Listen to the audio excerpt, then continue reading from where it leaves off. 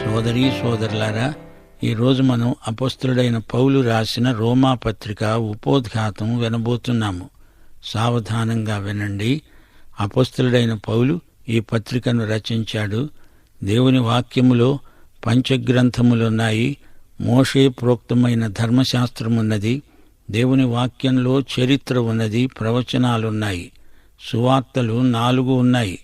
ఇప్పుడు మనము పత్రికలను అధ్యయనం చేయబోతున్నాము. పౌలు రాసిన పత్రికలే బైబిల్లో ఎక్కువగా ఉన్నాయి. పత్రికలకు ఉత్తరాలకు తేడా ఉంది. దేవుడు రాయించిన ఉత్తరాలను పత్రికలు అంటాము. అపొస్తలులు ఆత్మచేత ప్రేరేపించబడిన వారై సంఘాలకు రాసిన ఉత్తరాలను పత్రికలు అని మనం వ్యవహరిస్తున్నాము. యేసు ప్రభు 7 సంఘాలకు ఉత్తరాలు రాశాడు. ఈ ఉత్తరాలు ఎంతో అమూల్యమైనవి. అలాగే అపొస్తలులు యేసులాగే సంఘాలకు ఉత్తరాలు రాశారు. యేసులాగే ఆయన శిష్యులు కూడా సంఘాలకు కలం స్నేహితులు. రోమా పత్రికలో సువార్త ప్రణాళిక పొందుపరచబడి ఉంది. సువార్త ప్రకటనలో అన్ని సంఘాలు కలిసికట్టుగా పనిచేయాలని పౌలు ఆశయం. రోము నగరం సువార్త ప్రకటన కేంద్రం అనిపించింది ఆయనకు. రోమా పత్రిక ఉత్తరం మాత్రమే కాదు, లేఖ. అంతేకాదు, అది పత్రిక. ఇదొక బృహద్వ్యాసం. రోమా పత్రిక 15వ అధ్యాయం 15-16 వచనాల్లో ఇదే తన ధ్యేయంగా పౌలు సాక్ష్యమిచ్చాడు. అన్యజనులు అనే అర్పణ పరిశుద్ధాత్మ వలన పరిశుద్ధపరచబడి ప్రీతికరమయ్యేటట్లు నేను సువార్త విషయమై యాజక ధర్మము జరిగిస్తూ దేవుని చేత నాకు అనుగ్రహించబడిన కృపను బట్టి అన్యజనుల నిమిత్తము యేసుక్రీస్తు పరిచారకుడనయ్యాను. ఇది హేతువు చేసుకొని మీకు జ్ఞాపకము చేయవలెనని ఉండి ఎక్కువ ధైర్యము కలిగి సంక్షేపముగా మీకు రాస్తున్నాను. తాను అన్యులకు అపొస్తలుడు అని పౌలు చెప్తున్నాడు. అలాగే పేతురు జాతీయ ఇశ్రాయేలుకు అపొస్తలుడు. గలతీ పత్రిక 2వ అధ్యాయం 8-9 వచనాలు పౌలు అన్నాడు, సున్నతి పొందడానికి అపొస్తలుడవడానికి పేతురుకు సామర్థ్యము కలుగచేసిన వాడే అన్యజనులకు అపొస్తలుణ్ణి అవడానికి నాకు సామర్థ్యము కలుగచేశాడని వారు గ్రహించినప్పుడు స్తంభములుగా ఉంచబడిన యాకోబు, కేఫా, యోహాను అనేవారు నాకు అనుగ్రహించబడిన కృపను కనుగొని మేము అన్యజనులకు తాము సున్నతి పొందిన వారికి అపొస్తలులుగా ఉండాలి అని చెప్పి తమతో పాలివారము అవడానికి సూచనగా నాకు, బర్నబాకు కుడి చేతినిచ్చారు. చూచారా శ్రోతలు, పౌలు అన్యులకు అపొస్తలుడు. రోమాపత్రిక చివరి అధ్యాయంలో పౌలు తన పరిచయస్థుల పేర్లెన్నో రాశాడు. వారిలో ఎక్కువ మంది అన్యులే, యూదేతరులే. రోములోని సంఘంలో అనేకులు అన్యులు. రోమాపత్రిక 1వ అధ్యాయం 15వ వచనం, నా వలన అయినంత మట్టుకు రోములోని మీకు కూడా సువార్త ప్రకటించడానికి సిద్ధంగా ఉన్నాను. అపొస్తల కార్యములు 26వ అధ్యాయం 17-18 వచనాల్లో పౌలు సాక్ష్యమిదే. అగ్రిప్పరాజా, వారు చీకటిలో నుండి వెలుగులోనికి, సైతాను అధికారములో నుండి దేవుని వైపునకు తిరిగి నా యందలి విశ్వాసము చేత పాపక్షమాపణ, పరిశుద్ధపరచబడిన వారిలో స్వాస్థ్యమును పొందేటట్లు వారి కన్నులు తెరవటానికి నేను నిన్ను వారి వద్దకు పంపుతాను అని ప్రభువు నాతో చెప్పాడు. రోములో అంతకుముందు ఎవరైనా సువార్త ప్రకటించి ఉంటే పౌలు అక్కడికి వెళ్లేవాడు కాదు. అందుకే రోమాపత్రిక 15వ అధ్యాయం 20వ వచనంలో పౌలన్నాడు, నేనైతే మరి ఒకని పునాది మీద కట్టకుండా ఉండే నిమిత్తము ఆయనను గూర్చిన సమాచారము ఎవరికి తెలియచేయబడలేదో వారు చూస్తారని, వినని వారు గ్రహిస్తారని రాయబడిన ప్రకారము క్రీస్తు నామము ఎరుగని చోట్ల సువార్తను ప్రకటించాలని మిక్కిలి ఆశగలవాడనై ఉండి అలాగు ప్రకటించాను. పౌలుకు ముందు రోముకు ఏ అపొస్తలుడు వెళ్లి ఉండలేదు. రోమాలో సంఘము స్థాపించిందెవరు? పౌలు. పౌలే అక్కడి సంఘాన్ని నడిపించాడు. పౌలు అక్కడ అడుగు పెట్టకముందే రోములో సంఘం ఎలా ఉనికిలోకి వచ్చింది? రోమా సామ్రాజ్యమంతటా పౌలు పర్యటించాడు. క్రీస్తు కోసం ఆత్మలను సంపాదించాడు. పౌలును ఆయా ప్రాంతాలలో కలుసుకున్నవారు అప్పుడు రోములో ఉన్నారు. అపొస్తలుల కార్యములు 18వ అధ్యాయం 1 నుండి 3వ వచనం వరకు పౌలు ఏథెన్సు నుండి బయలుదేరి కొరింథుకు వచ్చి పొంతు వంశీకుడైన అకుల అనే ఒక యూదుణ్ణి, అతని భార్య అయిన ప్రిస్కిల్లను కనుగొని వారి వద్దకు వెళ్ళాడు. యూదులందరూ రోమా విడిచి వెళ్లాలని క్లౌదియ చక్రవర్తి ఆజ్ఞాపించినందున వారు ఇటలీ నుండి కొత్తగా వచ్చిన వారు వృత్తికి డేరాలు కుట్టేవారు. పౌలు అదే వృత్తి గలవాడు గనుక వారితో కాపురమున్నాడు. వారు కలిసి పనిచేస్తున్నారు. అకుల, ప్రిస్కిల్లా రోములో నివసించారు. అక్కడ యూదజాతికి వ్యతిరేకులున్నారు. క్లౌదియ చక్రవర్తి యూదులను ద్వేషించాడు, హింసించాడు. వీరు రోమును విడిచిపెట్టిపోయారు, కొరింథుకు వచ్చారు. వారు ఆ తరువాత పౌలుతో కలిసి ఎఫెసుకు వెళ్లారు. పౌలు ఈ పత్రిక రాసేటప్పటికి వారు రోముకు తిరిగి వచ్చేశారు. పౌలు వారికి శుభాకాంక్షలు తెలిపాడు. దూరాన ఉండి కూడా పౌలు రోములో సంఘం స్థాపించిన వాడయ్యాడు. ఆయా ప్రదేశాలలో వారిని ప్రభువు వద్దకు నడిపించాడు. వారంతా రోముకు చేరుకున్నారు. ఈ విధంగా రోములో సంఘం ఏర్పడింది. రోమా సామ్రాజ్యమంతటా రోమక ప్రభావం ఎంతో ప్రబలింది, విస్తరించింది. ఫిలిప్పీ, థెస్సలోనికా ప్రదేశాలన్నీ రోమక వలస కేంద్రాలు. రోమను సంస్కృతి, సభ్యత, భాష, జీవిత శైలి అంతటా వ్యాపించాయి. రోమక పౌరసత్వం ఆ రోజుల్లో ఎంతో విలువైంది. రోము నుండి లోకమంతటికీ రక్షణ సువార్త ప్రకటించబడడం సులభమైంది. రోమక ప్రభుత్వం వేసిన రహదారులు, ప్రయాణ సౌకర్యాలు అపొస్తలుల రాకపోకలకు ఎంతో దోహదపడ్డాయి. రోము అయస్కాంతమై వివిధ ప్రజలను ఆకర్షించింది. దారులన్నీ రోముకే దారితీస్తాయి అనే నానుడి ప్రచారంలోకి వచ్చింది. గమనించాలి, రోములో సంఘం పేతురు కాదు స్థాపించింది. పేతురు సున్నతి గల ప్రజలకే బోధించాడు. పౌలు రోమీయులకు, రోములో ఉన్న సంఘానికి ఈ ఉత్తరం రాస్తున్నాడు. తాను త్వరలో రోమును సందర్శించబోతున్నాడు. రోముకు వెళ్లకముందే తాను రోములో సంఘాన్ని నెలకొల్పినవాడయ్యాడు. దేవుని నీతి అనే గొప్ప అంశాన్ని ప్రతిపాదించే ఈ మహాపత్రికను మానవ జ్ఞానంతో గ్రహించడం అసాధ్యం. మానవతావాదానికి ఈ సందేశం సులభంగా మింగుడు పడేది కాదు. మానవతావాదం మనిషిని మహిమపరుస్తుంది, దేవుణ్ణి మహిమపరచదు. మానవ కుటుంబమంతా సహజంగా దేవుని దృష్టిలో నీతిబాహ్యమైనది. మానవుడు తన సహజ స్థితిలో పాపి, భ్రష్టుడు. మానవుని ప్రాతిపదిక సమస్య పాపం. దీనికి పరిష్కారం క్రీస్తునందే దొరుకుతుంది. నశించిన మానవ జాతికి క్రీస్తునందే రక్షణ, విమోచన, విడుదల. ఇదే రోమా పత్రికలోని అంశం, సారాంశం. సోదరీ సోదరులారా, వింటున్నారా? శిలువ మీద దొంగను కాస్త చూడండి. అతడు రోమా సామ్రాజ్యంలో ఉండతగడని, బ్రతకతగడని ప్రభుత్వం అతనికి ఈ శిక్ష విధించింది. అయితే ప్రభువు ఆ దొంగను పరలోకానికి యోగ్యుణ్ణి చేశాడు. లూకాసు వార్త 23వ అధ్యాయం 43వ వచనం, నేడు నీవు నాతో కూడా పరదైసులో ఉంటావు అన్నాడు ప్రభువు. పాపులమైన నిన్ను, నన్ను దేవుని కుటుంబంలోకి తెచ్చి మనల్ని దేవుని బిడ్డలనుగా చేస్తున్నాడు. క్రీస్తు శిలువ మరణం ఆధారంగా మనకు ఈ ఆధిక్యం లభించింది. మనం అయోగ్యులము, అనర్హులము. ఇదే రోమాపత్రికలోని సందేశం. రోమాపత్రిక, గలతీ పత్రిక బోధించటం ద్వారా సంఘంలో దిద్దుబాటు వచ్చింది.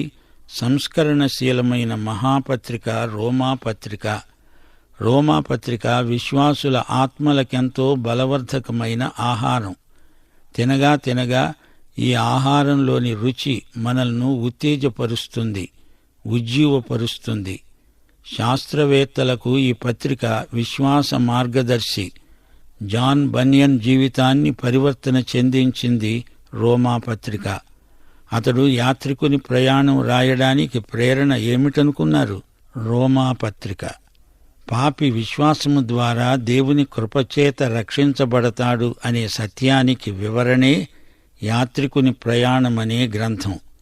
అతడు రోమాపత్రికను చదివి ధ్యానించి తానెంత పాపో, ప్రభు ఎంత గొప్ప రక్షకుడో గ్రహించినవాడై అతడు తన కావ్యాన్ని రచించాడు. తానొక యాత్రికుడై శిలువ దగ్గరికి వచ్చాడు. అతని పాపభారమంతా తొలగిపోయింది. పరమపురికి అతడు యాత్ర కొనసాగించాడు. ప్రియ శ్రోతలు, రోమాపత్రిక పదే పదే చదవండి. మీ మనస్సు దానిమీద పెట్టి మరీ చదవండి. అద్భుతమైన ఫలితాలు అనుభవిస్తారు. ప్రార్థనపూర్వకంగా వినండి, చదవండి, ధ్యానించండి. విశ్వాసాన్ని బలపరిచే ఈ పత్రిక ప్రతి క్రైస్తవుడు లోతుగా ధ్యానించవలసిన పత్రిక అని ఘంటాకంఠంతో చెబుతున్నాము. ఇది పౌలు రచన.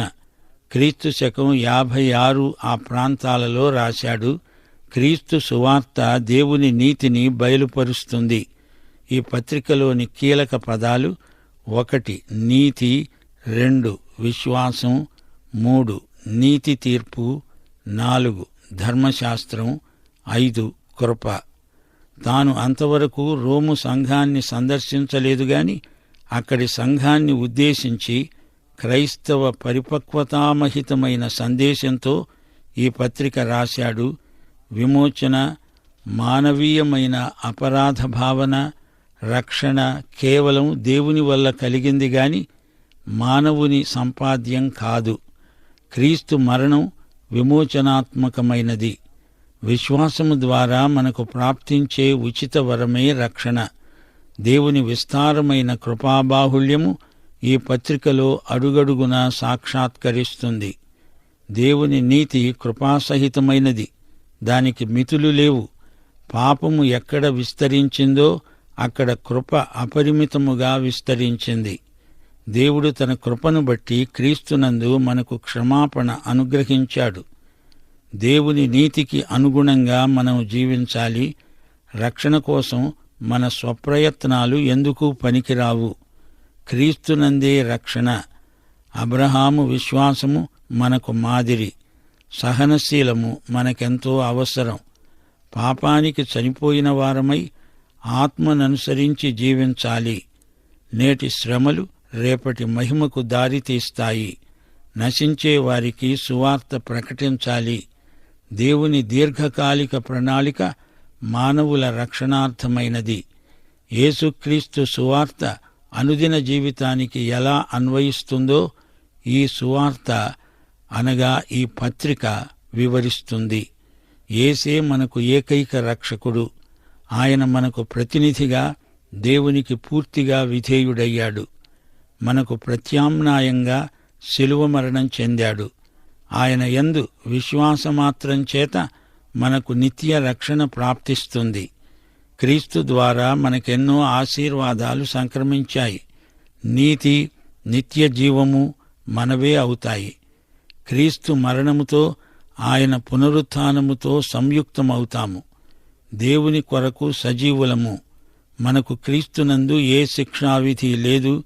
మనకు క్రీస్తునందు నిత్య స్వాస్థ్యము కలిగింది. ఆయనతో శ్రమపడితే ఆయన మహిమను పంచుకుంటాము. ఆయన సారూప్యానికి ఎదుగుతాము. యేసు ఈ రోజున కూడా మన కోసం పరలోకమందు దేవుని ఎదట విజ్ఞాపన చేస్తున్నాడు. క్రీస్తు ద్వారా మనము జీవిస్తాము. క్రీస్తునందే ఆనందిస్తున్నాము. దేవుని విషయంలో సజీవులమై ఆయనకు విధేయులమై జీవిస్తున్నామంటే ఇది కేవలము దేవుని కృపే అని రోమాపత్రిక మనకు బోధిస్తుంది. రోమాపత్రిక 15వ అధ్యాయం 19వ వచనం, పరిశుద్ధాత్మ బలము చేత క్రీస్తు నా ద్వారా చేయించిన వాటిని గూర్చే కాని మరి దేనిని గూర్చి మాట్లాడ తెగించను. ఈ పత్రిక అంతా పరిశుద్ధాత్మ పౌలు ద్వారా ఏమి చేయించాడో అదే రాయబడి ఉంది. రోమాపత్రిక 8వ అధ్యాయం 9 నుండి 11వ వచనం వరకు, దేవుని ఆత్మ మీలో నివసించి ఉన్న ఎడల మీరు ఆత్మ స్వభావము గలవారే కాని శరీర స్వభావము గలవారు కారు. ఎవడైనా క్రీస్తు ఆత్మ లేనివాడైతే వాడు కాడు. క్రీస్తు మీలో ఉన్న ఎడల మీ ఆత్మ సజీవమైనది. యేసు పునరుత్థానాత్మ మీలో జీవిస్తున్నాడు. అంచేత మీ శరీరాలకు కూడా పునరుత్థానమున్నది. రోమాపత్రిక 5వ అధ్యాయం 5వ వచనం, దేవుడు మనకు అనుగ్రహించిన పరిశుద్ధాత్మ ద్వారా ఆయన ప్రేమ మన హృదయాలలో కృమ్మరించబడింది. పరిశుద్ధాత్మ మనలో ఉండి ఉచ్చరించ శక్యము కాని మూలుగుతో మనకు ప్రార్థన సహాయము చేస్తున్నాడు. రోమాపత్రిక 8వ అధ్యాయం 23వ వచనంలో పౌలు ఒక పరమ సత్యాన్ని ప్రబోధించాడు. ఆత్మ యొక్క ప్రథమ ఫలముల నొందిన మనము కూడా దత్తపుత్రత్వము కొరకు, అనగా మన దేహము యొక్క విమోచనము కొరకు కనిపెడుతూ మనలో మనము మూలుగుతున్నాము. ప్రియ సోదరీ సోదరులారా, వింటున్నారా? రోమాపత్రిక నిండా ఆధ్యాత్మిక సత్యాలు కోకొల్లలుగా ఉన్నాయి. మొదటి 8 అధ్యాయాలు సిద్ధాంత వ్యాసం, అంతా విశ్వాసాన్ని గురించిన వివరణ. 9 నుండి 11వ అధ్యాయం వరకు నిరీక్షణ, 12 నుండి 16వ అధ్యాయం వరకు ప్రేమ. రోమాపత్రిక 10వ అధ్యాయం 9వ వచనంలో రక్షణకు ప్రాతిపదిక సత్యమేదో అది బోధపరచబడింది. యేసు ప్రభువని నీ నోటితో ఒప్పుకొని దేవుడాయనను మృతులలో నుండి లేపాడని నీ హృదయమందు విశ్వసిస్తే రక్షించబడతావు. రోమాపత్రిక 14వ అధ్యాయం 7వ వచనంలో పౌలు యేసు యొక్క ప్రభుత్వానికి మన రక్షణకు గల సంబంధాన్ని తేటగా చూపుతున్నాడు.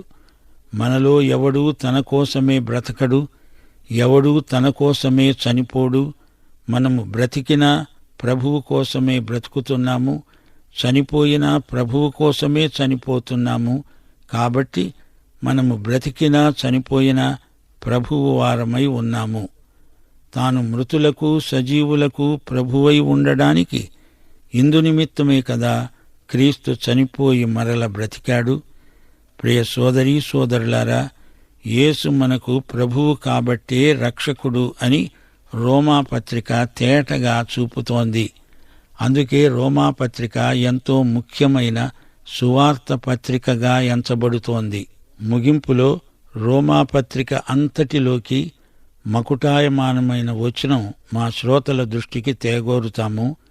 దేవుణ్ణి ప్రేమించే వారికి, అనగా ఆయన సంకల్పము చొప్పున పిలువబడిన వారికి సమస్తము వారి మేలుకే సమకూడి జరుగునని మనమెరుగుదుము.